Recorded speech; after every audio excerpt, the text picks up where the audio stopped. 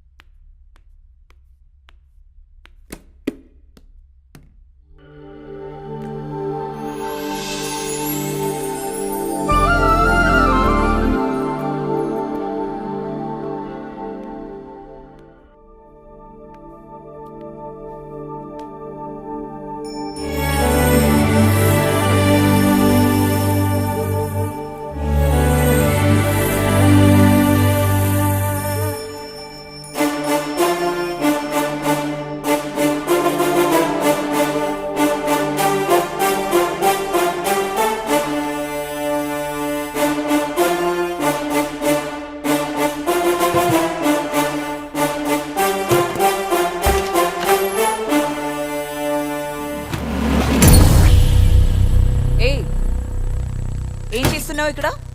ఏం లేదండి, పెట్టి కనిపిస్తే చూస్తున్నా. చూస్తున్నావా తెరుస్తున్నావా? మాట్లాడవే. ఎంత ధైర్యం ఉంటే నా వస్తువులు ముట్టుకుంటావు? అంటే అది ఏమైనా తీసావా? నేను ఆ ఉద్దేశంతో రాలేదండి. మరే ఉద్దేశంతో వచ్చావు? బయటికెళ్ళు. నేను చెప్పేది ఒకసారి వినండి. బయటికెళ్ళు. ఎక్కడికి వెళ్ళమంటావు? నా ఇంటిని, నా భార్య పిల్లలను వదిలేసి ఎక్కడికి వెళ్ళమంటావు? నువ్వు పిచ్చి పిచ్చిగా మాట్లాడుతున్నావు. నా కొడుక్కి తెలిస్తే చంపేస్తాడు. ఎన్నిసార్లు చావమంటావు అమూల్య? ఎన్నిసార్లు చావమంటావు? ప్రపంచం దృష్టిలో ఒకసారి చచ్చిపోయి, నీ దృష్టిలో ఒకసారి చచ్చిపోయి, నా కొడుకు దృష్టిలో ఒకసారి చచ్చిపోయి, ఎన్నిసార్లు చావమంటావు? ఎంత ధైర్యం నీకు? నన్నే పేరు పెట్టి పిలుస్తావా? ఒక్క క్షణం, ఇంకొక క్షణం ఇక్కడ ఉన్నావంటే నేనేం చేస్తానో నాకే తెలియదు. ముందుక్కడి నుంచి వెళ్ళిపోవు. అయ్యో అమ్ము, నా మాట అర్థం చేసుకో. నేనే నీ అవినాష్ని. ఛీ, బయటకెళ్ళు. నువ్వు అలా అనడంలో తప్పులేదు, కానీ నీకు అర్థమయ్యేలా చెప్పడానికి నాకు ఒక్క అవకాశం ఇవ్వు. చనిపోయిన వ్యక్తిని అడ్డు పెట్టుకోవడానికి సిగ్గుగా లేదా? అసలు ఆ ఊహే అసహ్యంగా ఉంది. ముందు ఇక్కడి నుంచి వెళ్ళిపో. నేను చెప్పేది ఒక్కసారి వెళ్ళిపో. ఇది నమ్మడం చాలా కష్టం అని తెలుసు, కానీ నమ్మక తప్పదమ్ము. ఆ రోజు నీ దగ్గర నుంచి బయలుదేరి ఆర్మీ క్యాంప్కి వెళ్ళిన తర్వాత బార్డర్లో 2 వారాలు భయంకరమైన యుద్ధం. పాకిస్తాన్ సైనికుల్ని వెంబడిస్తూ కాలుజారి లోయలో పడ్డాను. పక్క నుంచి ఏదో పెద్ద వెలుగు, కొండలు బద్దలైనట్టు శబ్దం. కళ్ళు తెరిచి చూస్తే అంతా కొత్తగా ఉంది. అసలు యుద్ధం ఇక్కడ జరిగిందా అని అనిపించింది. నేనున్నది 2021 అని తెలిసి మతిపోయింది. అలా మిమ్మల్ని వెతుక్కుంటూ వాల్తేరొచ్చాను. అక్కడ శివయ్య కూడా నన్ను నమ్మకపోయేసరికి ఏం చేయాలో, ఎటు వెళ్ళాలో అసలు ఏం అర్థం కాలేదు. అప్పుడే గోపాల్ యాక్సిడెంట్ అయింది. ఇంట్లో నిన్ను విజయ్ని చూసి ఆనందపడే లోపు నా పిండం నా కళ్ళ ముందే పెడుతుంటే నేను ఇంకా బతికే ఉన్నాను అని మీకు ఎలా చెప్పాలో అర్థం కాక నాలో నేను చాలా బాధపడ్డాను. ఇంకేం చెప్పొద్దు.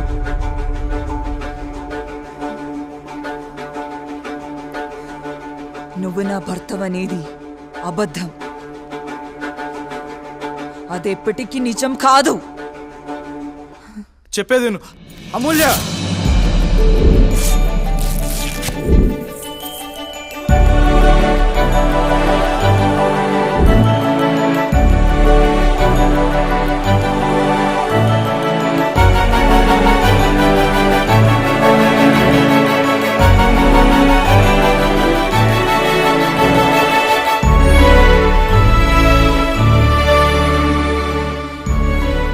నడుమంపుల గోదారి పయనమెటు